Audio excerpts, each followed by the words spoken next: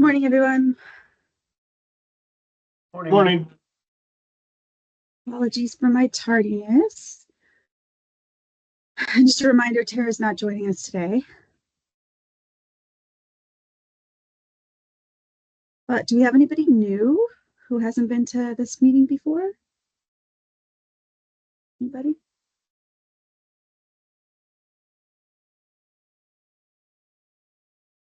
Okay.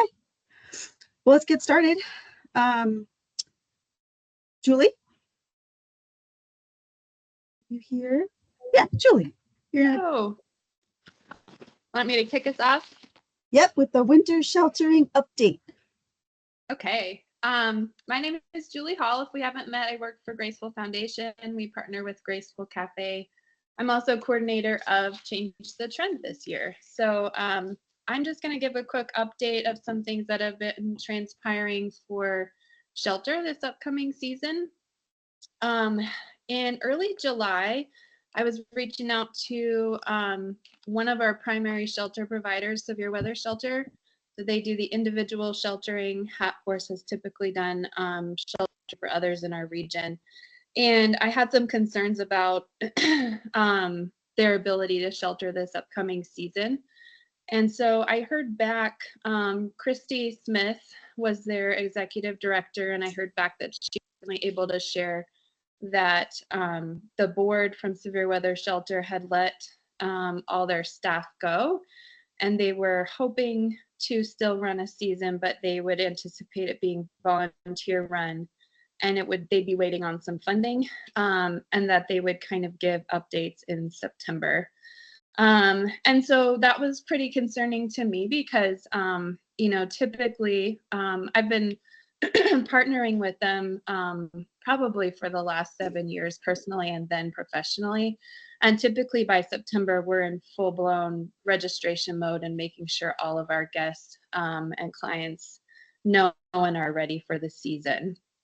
So we just started having some conversations, some of us providers with Change the Trend, and then we reached out to this group's steering committee, and we were able to kind of share some of our concerns about not really feeling like there would be capacity that organization to be run by volunteers. It's a significant lift to do sheltering, including vouchering, and make sure people are ready to go, especially when you run a season that's based on the weather. And just some concerns about waiting for right before the season. So the steering committee, we had a great conversation with them, and we kind of jumped into some conversations with Hat Force immediately after that. If you're not familiar, Hat Force is typically sheltered through a motel hotel voucher model. Severe Weather Shelter was congregate in a church building in Inglewood for our region, although they did serve other regions. Hat Force has typically sheltered anyone who couldn't stay with Severe Weather Shelter. So that would look like families, those with disabilities or medical needs, those who are older adults who are not able to get down to the floor, and those who have pets. So they have a robust model, and we just reached out to see. Sienna McGrath is the executive director with Hat Force. We just had some conversations with her, like, would you consider if we could kind of help, secure funding and staffing and that sort of thing, would you consider taking on individual adult sheltering this coming season? And so she was willing to have that conversation.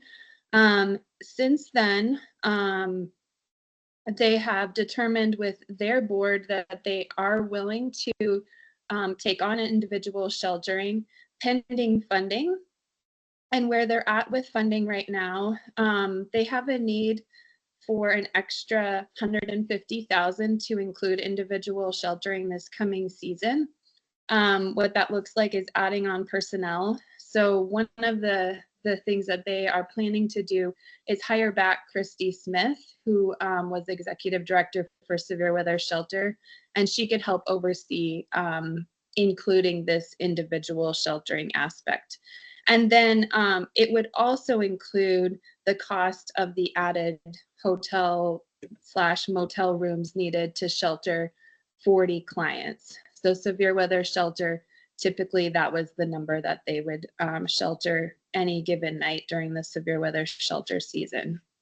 Where they're at with funding right now, the county has said they believe that Arapahoe County, I should say, has said that they believe that they could be able to support them with $110,000, but that vote won't happen until September the 9th. So that's kind of like a verbal commitment that they believe that they have, but you know, obviously have to wait on that final vote in September, early September. They're looking for an additional 40,000. So that total of 150,000 I mentioned, they're just looking for 40,000 right now, and they're kind of running down of many different avenues. But she did mention what they could use the most is an immediate $5,000 for some of the staffing and pieces they're trying to put in place like immediately to get the shelter season ready to go. Beyond that, one of the things they could use help with from the cities and anybody on this call is motel and hotel relationships. So they've got 2 Motel 6s that they already work with and are committed for this season, but they could really use some more, especially if anybody had a connection in any of our cities to a hotel that they could kind of help them build a relationship with. Typically, they try to secure a block of rooms for $75 per room per night. And so it would really need to be right in that cost range. And she would like it to be within 30 minutes of their vouchering site. So they had been vouchering and officing out of Movement 5280, but that wasn't working out well for them as an organization or for their clients. And so they are moving to Spirit of Hope. That's a church that's located near Broadway and Quincy. So they will be officing and vouchering out of that location, and just really would love any recommendations for motels, hotels that would be within 30 minutes essentially of that location. They could probably help their guests get to those locations for the night. So that's kind of the primary update on where we're at right now. I'm happy to share. Sienna McGrath said she's happy for me to share her contact information should anybody have questions for her ongoing, or just want to have further conversations about budget needs. And I'll just say, as a Change the Trend group, once we kind of have dialed in some of the next pieces, then we'll talk about, like, how do we make sure that they have food and all that, those kind of things for their clients. Oh, I think one thing I forgot to mention, the funding from the county, they asked that Hat Force keep their current model of the motel hotel vouchering with individual sheltering. So there wouldn't be a congregate model this season alongside of Hat Force. It would be all vouchering in hotels. So I'm happy. Which the clients love. They prefer that. They love it. They really do. Yeah. Yeah. So I'm happy to take any questions, or I'm just available if anybody wants to have further collaboration on this. But I feel really encouraged that that they were willing to take on this project really for this coming season. They're already have a lot of experience with sheltering, and if they can bring on Christy, then they've got all that expertise from individual sheltering that she's done for so long. So I'm encouraged about the progress we've made. Thank you for that, Julie. Comments? So the main concern I'm hearing here is the timeline. First of all, with the county approving those funds kind of late, and then the second being the funding gap of 40,000 that would maybe be a conversation for this group to see if Tri-Cities could somehow fill that gap. Is that kind of the potential hope here? That's it, alongside of just if anybody has any connections to further like motels or hotels that they could work with. And I'll drop Sienna's email in the chat right now too. Great. Thank you, Julie, for all the work you've done on this. You're welcome. It feels important that we kind of get it squared away. So and I'm really thankful for Hat Force being willing to step up and take the lead on it as well. That's a big step for them for the last minute, and I appreciate it. Absolutely. Yeah, I agree. Sean? Thanks, Gretchen, and thanks, Julie. We've been working with Movement 5280, our fire marshal's office has been, in order to get them set up as a location for severe weather shelter network. But admittedly, I was thinking that they would be working with Severe Weather Shelter Network as kind of the organizer of their facility as a sheltering, kind of using that model. But do you know if Movement 5280 and Hat Force are working together? I mean, is Movement 5280, do you think, doing their own thing in terms of sheltering for severe weather, or are they trying to work with another organization with an existing model? The conversation that I've heard from Movement 5280 is that they would like to be overflow shelter. And I think that's important. And I mean, I haven't had like, you know, a face-to-face meeting with them about that, but that's the term that I've heard. And really like our primary goal, you know, as Change the Trend group, I think for you all is we have to have a primary shelter set up before we talk about overflow.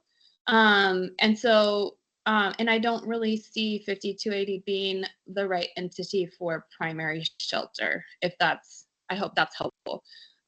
Primarily because Hat Force has that like very specific expertise, and kind of has the model and is bringing Christy Smith on, all of that piece.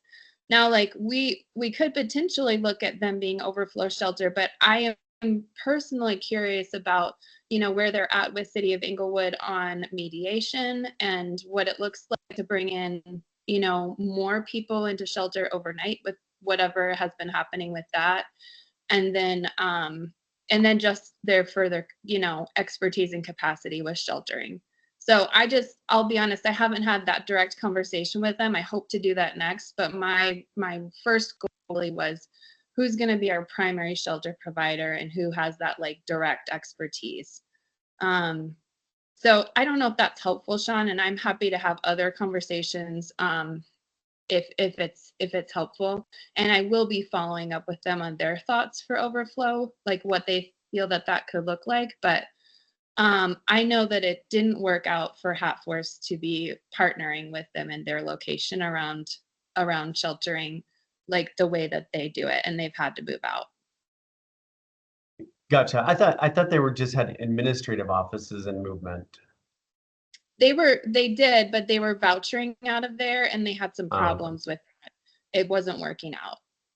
Gotcha. All right, that's helpful. And I should mention Tim, Dodd, and Emily Ben Hake and I have a monthly meeting with them. So we'll check in with them next month on some of those plans, if not before. So, but thanks for sharing what you know. Okay. Thanks, Julie. And just to let everybody know, we've also asked Jessica Deani Cox, you know, who's the new Mike, our homeless Tri-Cities coordinator, to put together some policy options, probably not for this year, because we can't move that fast, but we have to think long-term about how are we going to shelter the folks in our community, because we don't, I mean, the severe weather shelter network was like kind of our only one, aside from the specialty stuff that Hat Force does. So we look forward to that and we'll come back and report. I also did talk to Kristen Toombs. She's out of DOLA, and there might be something that the state could do as well to help a little bit us. So stay tuned and we can report back. So thank you for that, Julie. Oh, Joe. Yeah, just one more kind of question on the timeline here. I mean, if the state's got funds that they could put towards this to cover that, you know, cover that $40,000 gap, that would be awesome, or some portion of it. But in terms of the cities, what if we were to cover some portion of this funding gap? What would be our timeline? I mean, this seems like a decision we would need to have a discussion as a committee here and bring back to our councils relatively soon, I think. Any thoughts on that, maybe from the city managers or?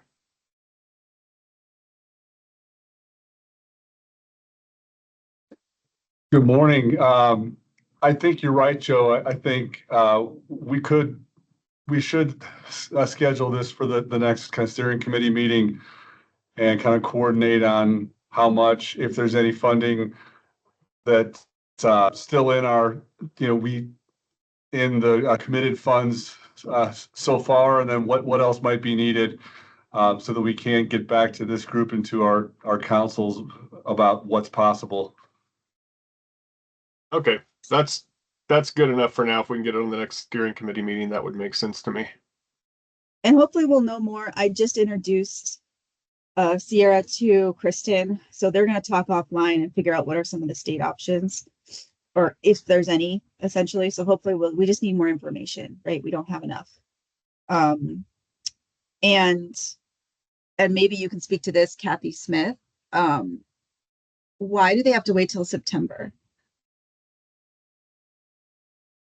Sure. The board is on recess, so Okay. that's the first time that we could get in front of the board for a vote on this. Okay. Gotcha. All right, we'll put it on our steering committee then for our next meeting, and we can talk in more detail on that. Any other comments or thoughts on this? Yeah, just really, Gretchen, just one quick thing is I did actually get an email from Sienna on Monday asking if the cities could help. And so I forgot that Tara was out of town. So I did send the email to her, seeing if we could put it on the next steering committee agenda. I did just briefly want to mention, though, because I'm not sure how Sheridan and Littleton budgeted, but we budgeted based on the our portion of the action plan for homelessness through ARPA. And as we haven't activated all of it, we probably could swing 5,000 pretty quickly, and probably a bit more than that if the other cities were interested. So Inglewood could probably do that pretty quickly if that's something the other cities would want to do. I was thinking the same thing, but Jim hates it when I commit to things. No, I think Tim's right. That's kind of why I'd like to. I think a steering committee conversation would allow us the time to look at how that was budgeted, and also just have an update, if we could, about what's the status of the other projects that we've all funded. So just so we know what's there and how much we might need of new money. And Krista, are we good then for the 14th for that steering committee meeting? Is that or did we cancel that? I feel like there's one we canceled. Our next steering committee meeting is on the 21st, so I will add this to the agenda. Okay, thank you. Okay, any other thoughts? And do we want Sienna there from Hat Force or for any part of that meeting? I think we can gather information from her in advance and then just have the discussion with the steering committee, maybe. Okay. Be my suggestion. Okay. Who will be that person? Or to make sure they have all the information from her. Yeah, it sounds like Tim. I can do it. Yeah. Great. Okay. Yeah. That'd be great, Tim. Because she had reached out to me. I'm happy to continue the conversation with her. Perfect. All right, thank you. All right. Well, that's talking about the winter issues we have with our unhoused population. Last time we talked about just the dangers of the summer, and so and the heat for our folks. So we had kind of created a subcommittee. So how about an update on that severe weather sheltering subcommittee update? Will? Yeah, hi. For those who don't know me, my name's Will Morris. I'm the city manager's intern at the city of Englewood, and I've kind of been tasked with kind of heading this severe weather subcommittee. So we've had 2 meetings so far, and kind of, as Julie mentioned, with the severe weather network kind of losing some of its capacity this season, it's become increasingly obvious that we need some sheltering for daytime options. So in our last meeting, kind of the goals that we had identified, we brought on 2 people from Denver, one person from the Office of Emergency Services and one from the Housing Sustainability Program, I believe, to kind of talk about their regulations that they do for severe weather, and kind of how they reach their precedents when it comes to it's too hot, we need to house people, it's too cold, we need to have options. And so as a group, we had kind of agreed upon and brought together some temperature regulations for cooling shelters. So that would be anywhere that people could come sit, have access to water and somewhere to cool down. We agreed on temperatures exceeding 100. And so that will kind of set in stone the protocol for activating these cooling shelters. And the biggest part that we've kind of identified, kind of as Julie mentioned for the winter, is our warming shelters are going to be increasingly important. And so again, this is going to be areas that have access to water, somewhere to warm up, and somewhere to sit. And this is a little bit more nuanced. As we had this conversation with the city of Denver, they use mostly the National Weather Service to kind of determine when to activate these shelters. But again, with the winter, it becomes a little more nuanced. And so to quickly run over it, it is days where temperature falls below 20. So that's when the National Weather Service shows that the low will be below 20. Or if temperatures fall below 32 with 2 or more inches of snow or a wind chill advisory. So again, a little bit nuanced, but now that we kind of have those set in stone, we can start to activate these shelters when it comes to that season. And really our next kind of big thing to tackle is, as again, Julie mentioned, having a primary overnight shelter. For the summer, it's not as much of a concern. Now that we have these cooling shelters, and we're going to work on continuing to develop the list, identify them, and send them out to our providers so that, for example, police officers can distribute this information on where people can go as we get into the warmer months here. But in the winter, it's going to be increasingly important and crucial to have that overnight shelter identified, because in the summer, it cools off at night, but in the winter, the cold doesn't go away.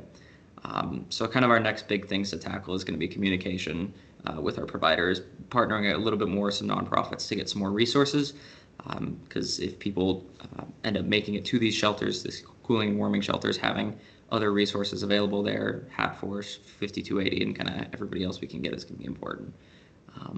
So yeah, that's where we're at. Our next meeting is on, I believe, the 21st, and we're going to continue the work.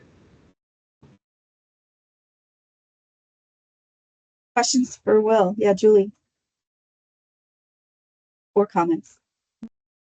Hey, yeah, I was just gonna flag that, you know, if the cities move forward with some protocol around like temperatures, especially with severe weather, I would just also try to loop Sienna McGrath and Hat Force into that conversation.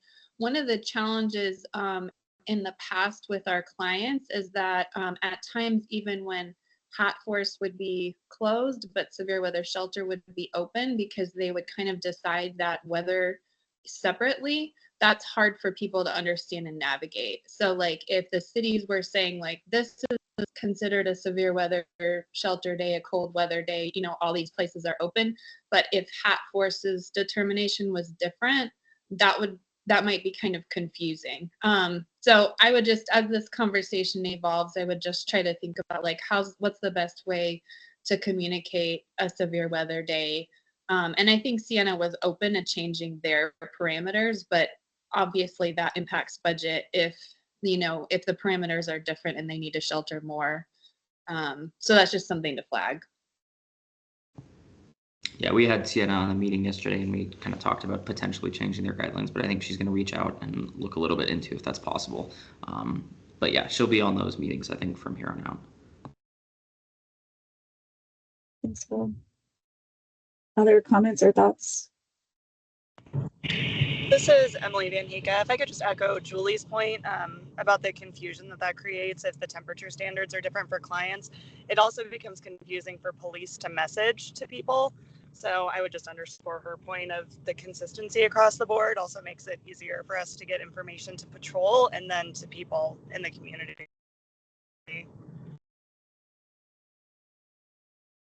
Thanks, Emily. And just anecdotally, Emily, what are you seeing on the ground? In the winter or summer or? Right now, yeah, just right now. Right now, I mean, our process is I gather information about what emergency resources are available and then message that to patrol. And then between the co-responders, MRU, and myself, we try and ride with officers to let people know what's available on emergency circumstance days.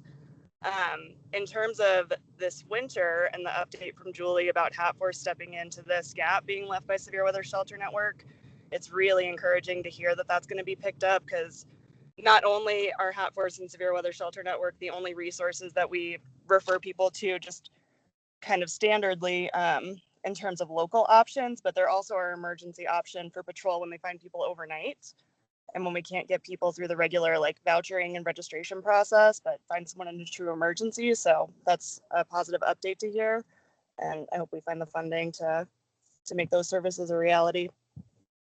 Yeah, I mean, what do you think is at risk, Emily, if we don't? Like, what do you envision would happen on our streets? Our alternative is to point people outside of the Tri-Cities area, so we can give somebody a bus pass or an RTD voucher, and basically point them in the direction of Denver or Aurora. But officers can't take people outside of the city limits that far when they've also got a busy shift of just responding to, routine calls for service and other emergencies. So we're really feel like our hands are tied if we don't have that local option that we can physically get people to. MRU is kind of a stopgap in that they can transport people during their working hours outside of the Tri-Cities area if they need to, but they're only on 4 days a week, 40 hours a week right now.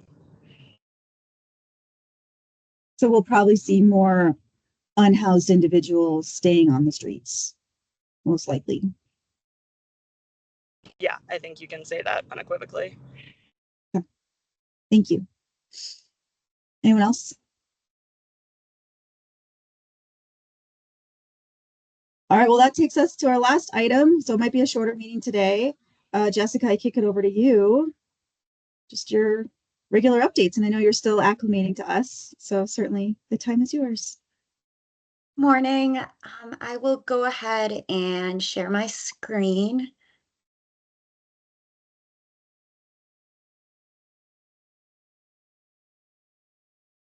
And can everyone see my screen?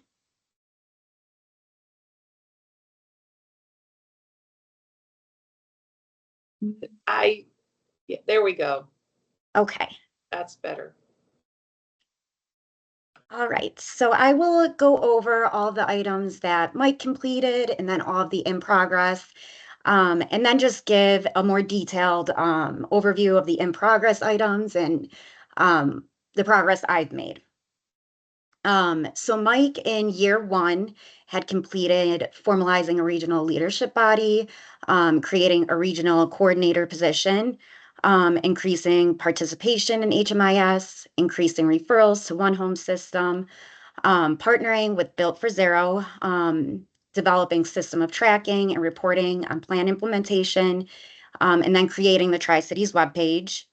A designated lead service provider was identified. He had supported local meal programs, promoted online skills training programs, launched Cross Purpose. And lastly, he engaged with the local school districts, promoted new resources for homelessness prevention. And those were kind of his key items in year one, 2022. The in-progress items were increase local government staff capacity, create a welcome home community engagement program, support the Ready to Work partnership, and then designate a lead service provider for a family system. So I'll go into a little bit more detail of the steps I've taken to work on those in-progress items from year one. The first was create a welcome home community engagement program. And we have worked alongside Cameron Schaffsfire within the county and I know Mike had developed a landlord initiative program and a work plan. And the Welcome Home Community Engagement Program is kind of embedded into that landlord initiative work. So I've resumed conversations with Key Heart Training, and they will help support the landlord initiative and the work plan that's already in place.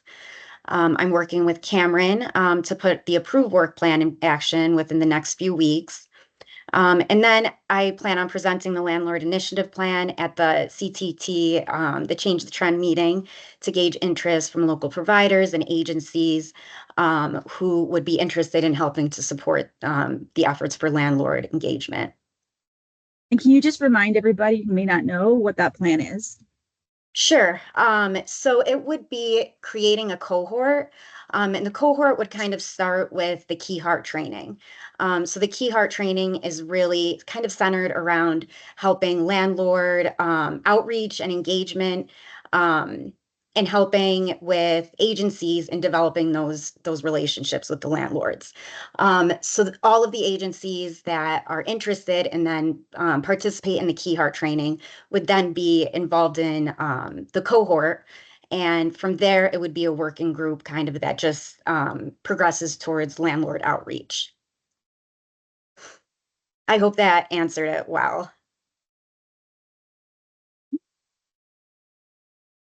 Next is designating a lead service provider for family systems. And this is another thing that I do plan on introducing at the Change the Trend meeting today.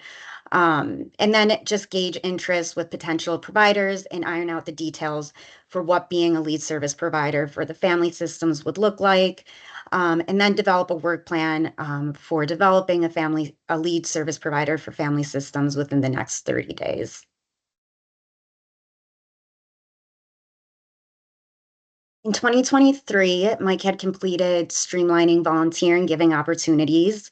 He created the Lived Experience Advisory Board, and he launched a coordinated outreach team through All Health Network. Some of the in-progress items were creating a central navigation system, piloting safe parking initiative, promoting shared housing, strengthening outreach to landlords, within the workforce development program, engaging with AD Works, and then within the family system, piloting a peer support specialist program to outreach to families, and then explore expanding HCV to families. So some of the steps I've taken to continue the work that was in progress was for piloting the Safe Parking Initiative. I've continued the conversations with Colorado Safe Parking Initiative leads, Terrell and Linda. And I've also included Will Morris from the city of Englewood. I've met with a pastor from a Lakewood location just to get a good overview for what the program implementation looked like, and just discuss what that process was for them. And then there's also been discussions around a subcommittee and working group for more focused attention and input from each city on what would be needed to officially launch and pilot the safe parking program. And I anticipate that that should be underway within the next 2 to 3 weeks. For strengthening landlord outreach, again, that kind of ties back to the work with Cameron with Arapahoe County, and implementing that work plan that Mike and Cameron had developed for the landlord outreach initiative. And then again, presenting to the larger group, engaging interests with partners, and then also engaging with the local housing authorities, the Englewood and Littleton within the next few weeks, and to see if there would be interest in participating in the landlord outreach expansion and the cohort training. Within developing a family system, I plan on meeting with the HUD Colorado Field Office Director to discuss ideas for HCV expansion to families, and that is scheduled for next week. Within the next few weeks, I plan on scheduling with the housing authorities, Englewood, and South Metro for HCV expansion ideas for families. And from there, completing a work plan to put discussions for HCV expansion with HUD and the housing authorities in action. And lastly, resuming the family working groups that I know Mike had in place with the McKinney-Vento liaisons within the next few weeks. As the school year starts back up, I think it'll be good timing to re-engage with them. And that would be more focused work on family systems, and potentially discussing the peer support group launch.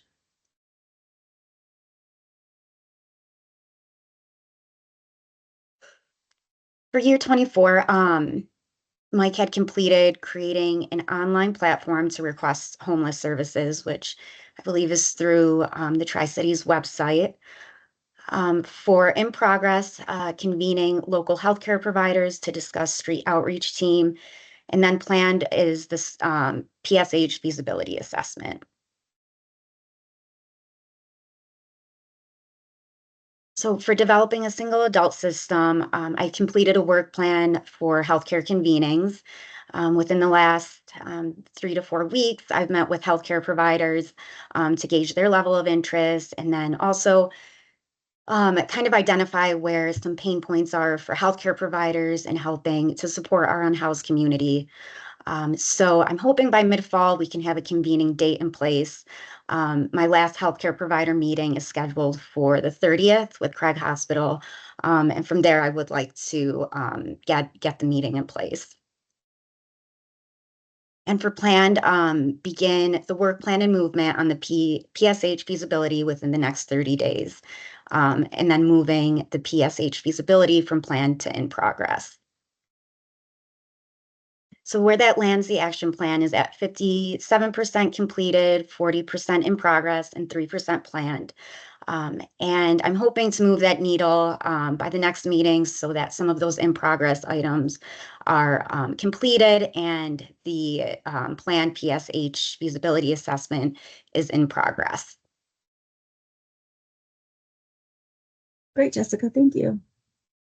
No problem. How's it going so far? It's going good. Still getting my feet under me and getting acquainted with everything, but it's going really well. Okay. Questions or feedback, y'all? Yeah, Jim. Jim, you're on mute. Thanks, Gretchen. Good morning, and thanks, Jessica, for the update. It just shows that you are immersing yourself in the work and familiarizing yourself with all the things that have been happening, and have a good beat on what's coming next. So thanks for your update. Absolutely. Thank you.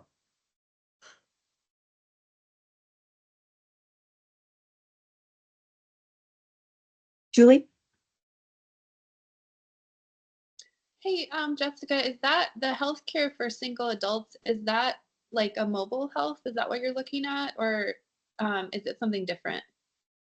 So it would be a street outreach team, and I know that Stride already does have one in place. Okay. So I think the convening would really be kind of centered on how we can help support Stride. I've spoke with Sean, and I know it's still in the infancy stages and really could use some support and with the hospitals. And I spoke with a lot of the hospitals, and they kind of agree. And there's these gaps in when someone who is experiencing homelessness goes to the hospital and then comes back out. And I think that's a really good space for Stride to help support. So I'm hoping that the convening, if nothing else, will help support the efforts that are already in place. That's great. Is there any part of that conversation for like where hospitals can try to refer people, like trying to close that gap for somebody who's being discharged and doesn't have a place to go? Yeah, absolutely.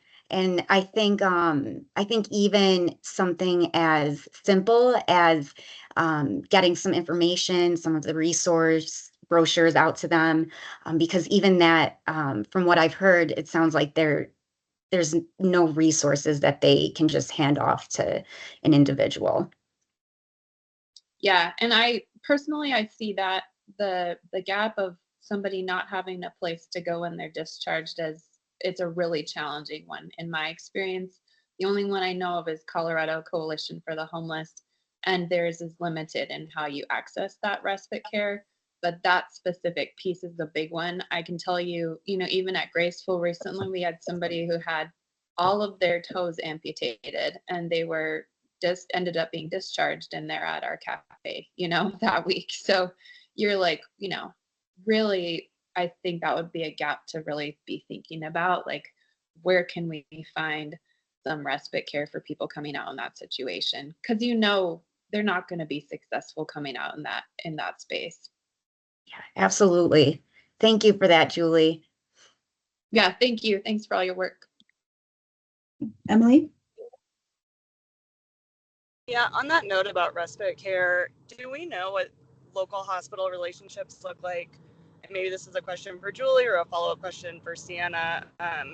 What their relationship is with Hatforce, with the medical respite vouchering that Hatforce tried to push into in the past, and is there any room to ask our hospital partners for some investment in the winter sheltering conundrum we're in? I mean, I'll just speak to that last time I asked if Hatforce was doing that medical sheltering, they weren't currently. And I could circle back around on that, but that was something we had looked into, you know, for this person we were working with, and they weren't able to offer that right now. And then the other piece on funding, there's potential there. And typically we have somebody from Advent Health on this call. Oh, Monica, you're on. I don't know if, Monica, you're at a spot where you could speak to that as a hospital provider, but I don't know if there's any funding to look into partnering on sheltering for the upcoming season and or for respite. But we could Hopefully you can definitely hear me. I'm in Oh yeah. Yeah. Okay, great. I'm in my car. But yeah, Julie, I was just kind of thinking through if we have any options. Nothing that I could promise now. I think what I'll do is go back to Brian, who's our director of community engagement, and see if we have any sponsorship flexibility left for the fiscal year. So nothing that I can promise at the time, but I'm going to go back to him and see if there's anything that we could contribute from those. Okay. Thanks, Monica. That's a great idea, Emily. Other questions or comments?